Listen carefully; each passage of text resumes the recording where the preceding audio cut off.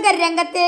ബംഗ്ലാദേശിന്റെ മുൻ താരമായ മഷ്റഫെ മൊർത്താസയുടെ ഫോട്ടോയിൽ നിന്നാണ് IPLന്റെ ലോഗോ ഉണ്ടാക്കിയതെന്നാണ് ഒരു വിഭാഗം ആരാധകരുടെ അവകാശവാദം.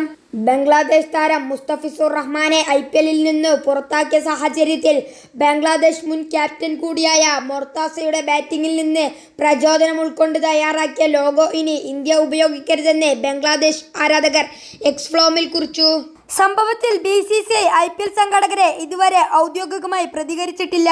മഷ്റഫെ മൊർത്താസ 2007 ലോകകപ്പിൽ കളിച്ച ഒരു ഷോട്ടിൽ നിന്നാണ് IPL സംഘാടകർ പ്രശസ്തമായ ലോഗോ കണ്ടെത്തിയതെന്നാണ് ബംഗ്ലാദേശ് ആരാധകരുടെ നിലപാട്. യുഗകേന്ദ്രമായ പ്രവർത്തിക്കുന്ന വെഞ്ചർ 3 എന്ന ഏജൻസിയാണ് IPLന്റെ ലോഗോ ഡിസൈൻ ചെയ്തത്.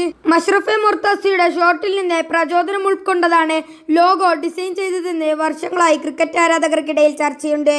എന്നാൽ ഇക്കാര്യത്തിൽ ഔദ്യോഗിക സ്ഥിരീകരണം ഇതുവരെ ഉണ്ടായിട്ടില്ല. IPLൽ നിന്ന് ബംഗ്ലാദേശ് പേസർ മുസ്തഫിസുർ റഹ്മാനെ പുറത്താക്കിയിരുന്നു. 2026 IPLന് വേണ്ടി മിനി ലേലത്തിൽ 9.2 കോടി രൂപ നൽകി മുസ്തഫിസുറിനെ കൊൽക്കത്ത നൈറ്റ് റൈഡേഴ്സ് വാങ്ങിയിരുന്നു.